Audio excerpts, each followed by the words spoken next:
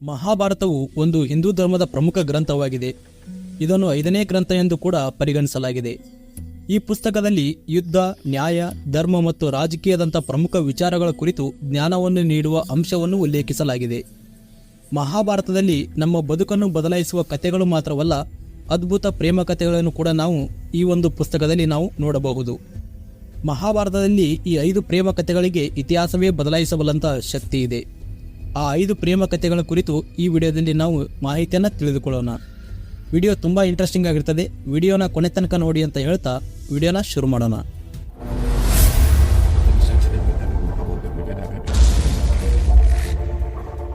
ಭೀಮ ಮತ್ತು ಹಿಡಿಂಬೆ.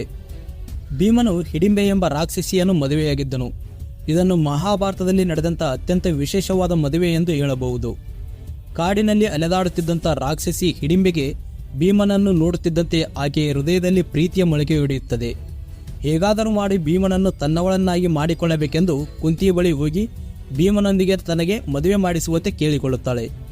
ತಾಯಿ ಕುಂತಿಯು, ನೀನು ಅವನನ್ನು ಮದುವೆಯಾಗುವುದಾದರೆ ಅವನು ನಿನ್ನೊಂದಿಗೆ ಕೇವಲ 1 ವರ್ಷ ಮಾತ್ರ ಇರಲು ಸಾಧ್ಯವೆಂದು ಹೇಳುತ್ತಾಳೆ. ಹಿಡಿಂಬೆ ಇದಕ್ಕೆ ಒಪ್ಪಿಕೊಂಡು ಭೀಮನನ್ನು ಮದುವೆಯಾಗುತ್ತಾಳೆ. ಅರ್ಜುನ ಮತ್ತು ಉಲುಪಿ. ಪಾಂಡವರು ವನವಾಸಕ್ಕೆಂದು ತೆರಳಿದ ಸಮಯದಲ್ಲಿ ಸರ್ಪಲೋಕದ ಸುಂದರಿಯಾದಂಥ ಸರ್ಪಕನ್ಯೆ ಉಲುಪಿಯು ಅರ್ಜುನನನ್ನು ಕಂಡು ಅವನತ್ತ ಆಕರ್ಷಿತಳಾಗುತ್ತಾಳೆ. ಅವನನ್ನು ಪಡೆದುಕೊಳ್ಳುವ ಭರದಲ್ಲಿ ನಾಗಲೋಕಕ್ಕೆ ಪ್ರಜ್ಞೆ ತಪ್ಪಿಸಿಕೊಂಡು ಕರೆದುಕೊಂಡು ಹೋಗುತ್ತಾಳೆ. ಅಲ್ಲಿ ಆಕೆ ಅರ್ಜುನನನ್ನು ತನ್ನನ್ನು ಮದುವೆಯಾಗುವಂತೆ ಕೇಳಿಕೊಳ್ಳುತ್ತಾಳೆ. ಅರ್ಜುನ ಮತ್ತು ಉಲುಪಿಯ ಮದುವೆಯ ನಂತರ ಉಲುಪಿಯು ಅರ್ಜುನನಿಗೆ, ನೀನು ಇಂದಿನಿಂದ ಎಲ್ಲಾ ಜಲಚರಗಳಿಗೂ ಹೊಣೆಯನ್ನಾಗುತ್ತೀಯಾ ಎನ್ನುವ ಒಂದು ವರವನ್ನು ಕೊಡುತ್ತಾಳೆ. ಲಕ್ಷ್ಮಣಿ ಮತ್ತು ಸಾಂಬ. ದುರ್ಯೋಧನನ ಮಗಳ ಹೆಸರು ಲಕ್ಷ್ಮಣಿ. ಲಕ್ಷ್ಮಣಿ ಮತ್ತು ಶ್ರೀಕೃಷ್ಣನ ಮಗ ಸಾಂಬನು ಇಬ್ಬರು ಪರಸ್ಪರ ಪ್ರೀತಿಸುತ್ತಿದ್ದರು.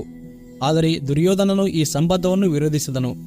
ಇದರಿಂದಾಗಿ ಸಾಂಬನು ಲಕ್ಷ್ಮಣಿಯಳನ್ನು ಕರೆದುಕೊಂಡು ಹೋಗಿ ಮದುವೆಯಾಗುತ್ತಾನೆ. ಅಂದರೆ ಇವರಿಬ್ಬರು ಓಡಿ ಹೋಗಿ ಮದುವೆಯಾಗುತ್ತಾರೆ. ಅರ್ಜುನ ಮತ್ತು ಸುಭದ್ರೆ. ಪಾಂಡವರಲ್ಲಿ ಬಿಲ್ಲುಗಾರ ಅರ್ಜುನನು ಮೀನಿನ ಕಣ್ಣುಗಳಿಗೆ ಬಾಣವನ್ನು ಹೂಡುವ ಮೂಲಕ ಸ್ವಯಂವರವನ್ನು ಗೆದ್ದು ದ್ರೌಪದಿಯನ್ನು ತನ್ನ ಹೆಂಡತಿಯನ್ನಾಗಿ ಮಾಡಿಕೊಂಡನು. ಆದರೆ ಅರ್ಜುನನಿಗೆ ಶ್ರೀಕೃಷ್ಣನ ಮತ್ತು ಬಲರಾಮನ ಸಹೋದರಿಯಾದಂತಹ ಸುಭದ್ರೆಯ ಮೇಲೆ ಪ್ರೀತಿ ಇತ್ತು. ಆದರೆ ಬಲರಾಮನ ಸುಭದ್ರೆಯನ್ನು ಕೌರವರಿಗೆ ಕೊಟ್ಟು ಮದುವೆ ಮಾಡಿಸಲು ಬಯಸಿದ್ದನು. ಅಂತಹ ಪರಿಸ್ಥಿತಿಯಲ್ಲಿ ಶ್ರೀಕೃಷ್ಣನು ತನ್ನ ಸಹೋದರಿ ಸುಭದ್ರೆಯನ್ನು ಅಪಹರಿಸುವಂತೆ ಅರ್ಜುನನಿಗೆ ದಾರಿ ಮಾಡಿಕೊಟ್ಟನು ಮತ್ತು ಅವರಿಬ್ಬರು ದ್ವಾರಕೆಗೆ ಹೋಗಿ ಮದುವೆಯಾಗುತ್ತಾರೆ. ಶ್ರೀಕೃಷ್ಣ ಮತ್ತು ರುಕ್ಮಿಣಿ. ರಾಜ ಭೀಷ್ಮಕನ ಮಗಳು ರುಕ್ಮಿಣಿ ತನ್ನ ಮನಸ್ಸಿನಲ್ಲಿ ಶ್ರೀಕೃಷ್ಣನನ್ನು ತನ್ನ ಪತಿಯಾಗಿ ಸ್ವೀಕರಿಸಿದವಳಿವಳು. ಆದರೆ ರುಕ್ಮಿಣಿಯ ಸಹೋದರನು ತನ್ನ ಸಹೋದರಿಯಾದಂಥ ರುಕ್ಮಿಣಿಯನ್ನು ಶಿಶುಪಾಲನೊಂದಿಗೆ ಮದುವೆ ಮಾಡಿಸಬೇಕೆಂದು ಬಯಸಿದ್ದನು. ನಂತರ ಶ್ರೀಕೃಷ್ಣನು ರುಕ್ಮಿಣಿಯನ್ನು ಅಪಹರಿಸಿಕೊಂಡು ಹೋಗಿ ಮದುವೆಯಾಗುತ್ತಾನೆ.